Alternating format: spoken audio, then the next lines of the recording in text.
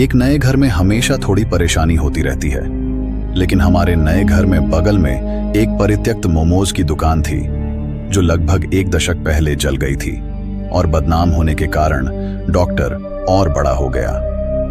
मेरी पत्नी लिसा और मैं अभी अभी अपनी बातचीत में शामिल हुए थे जब अचानक एक सुबह मैंने अपने दरवाजे के सामने मोमोज का एक बॉक्स रखा हुआ पाया। इस पर कोई लेबल नहीं था और न ही किसी दुकानदार वाले का उल्लेख था। मुझे यह अजीब लगा।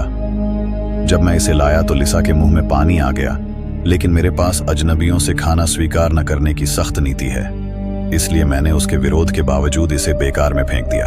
फिर यह एक समारोह बन गया। हर सुबह एक किम्नोजोम मोमोज का एक ताज़ा बॉक्स हमारे दरवाजे पर रखा गया। पहले मुझे लगा कि यह पड़ोसियों की ओर से एक गवाही है, लेकिन जब मैंने इसे उठाया तो उनमें कोई समानता नहीं थी। मैं साथ रह रहा हूं, लेकिन मोमोज आ रहे हैं। निराश होकर मैंने अपराधियों को पकड़ने के लिए एक कैमरा भी लगाया, लेकिन कैमरे में कुछ भी नहीं दिखा। एक पल पोर्च खाली था, अगले ही पल मोमोज का एक बॉक्स जादू से प्रकट हुआ।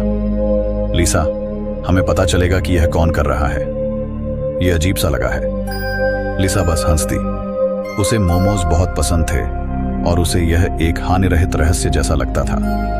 हो सकता है कि जो भी परोपकार कर रहा हो वह हमारे भोजन के बाद रुक जाए, अजनबियों से खाना नहीं। जुलाब में मिलाए गए ये बॉक्स, मैं उन पर विश्वास नहीं करता। लेकिन फिर एक सुबह जब मैं रसोई में घूमता रहा तो मैंने उसे अनमोल से मोमोज चुराते हुए पकड़ लिया। वह मुस्कुराई। उसकी अल्कोहल पाउडर वाली चीनी थी। शांत रहो जॉन, वे सिर्फ मोमोज हैं। वह रात को जब सामान की वैरायटी हो गई, मैं प्रोटोटाइप पर रॉकेट की आवाज से जग गया। मैं उठाने के लिए जांच कर रहा हूं, लेकिन कुछ भी नहीं मिला। जैसे ही मैं लेता हूं, मैंने डालन में स्टेप्स की आधी रात। उसके बाद एक घटिया भयानक घंटी की आवाज आई। यह उन घंटियों की तरह लग रही थी जो आप किसी होटल के रिसेप्शन पर देख रहे हैं। लिसा, तुम क्या सुनोगे?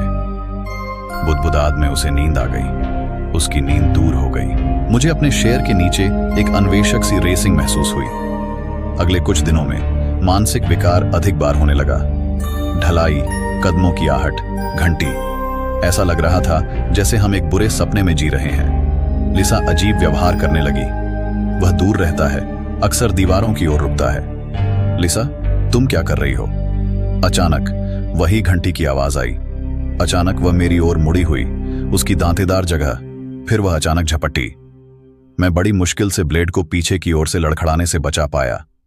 इसके बाद वह मेरी ओर से उस पर क्रेजीपन सवार हो गया। वह पूरे घर में मेरा चेस करती रहती है। उसकी हरकतें फिर से शुरू होती हैं और अस्वाभाविक होती हैं। वह रुकती है, खुद से गुर्राती और चेस करती है।